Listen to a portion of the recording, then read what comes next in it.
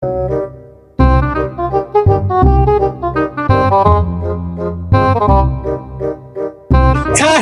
ও sir কি সমস্যা?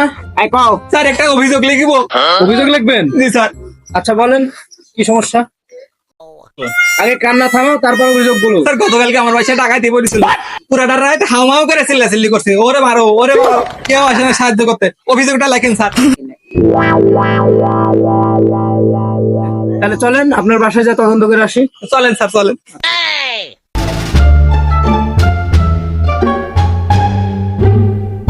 এদিক দিয়ে স্যার, এদিক দিয়ে স্যার, আসেন স্যার। স্যার এরা কি তোমার গ্রামের লোকজন? জি স্যার, জি এরা আমার গ্রামের লোকজন। এরা জিজ্ঞাসা করো। এই ভালো করে বল। স্যার এরা এই গ্রামের লোক। হ্যাঁ। আপনারা যে আর গ্রামের লোক, তা গতকালকে তার বাসায় ডাকাত পড়েছিল, তা এরা বাবারও মারো বলে চিল্লাচিল্লি করেছে, আপনারা আসেন কি জন্য?